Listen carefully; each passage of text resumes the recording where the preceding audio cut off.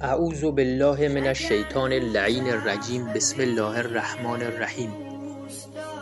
آیا دوست دارید که هیچ فقیر و گرسنه و عریان و مقروض و ستم دیده و اسیر و بیماری در روی کره زمین نباشه و هیچ جنگ و ظلمی در جهان نباشه و هیچ گمراه و گمراه کننده و مستضعف و کافر و ناصبی در دنیا نباشه و ریشه فقر و تبعیض و ظلم و بیماری و فساد و انحراف و گناه از روی کره زمین برچیده بشه و بالاتر از همه اینها کره زمین تبدیل به بهشت بشه؟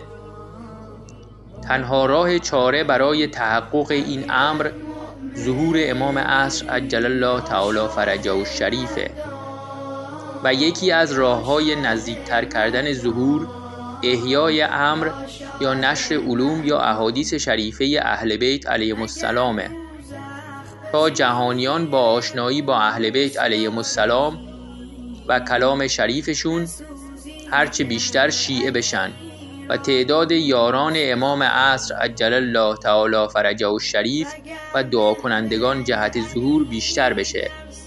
حال چه کسی در این عصر بهتر و بیشتر و کاملتر از همه امر اهل بیت علیهم السلام رو احیا میکنه جز علامه الله یاری؟ پس کمک به علامه الله یاری یعنی کمک به امام عصر عجل الله تعالی فرجه الشریف و نزدیکتر کردن ظهور.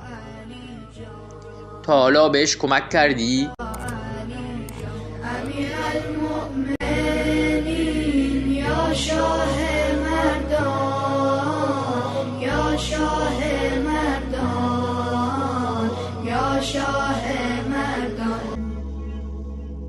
اگر دوزخ به زیر پوست داری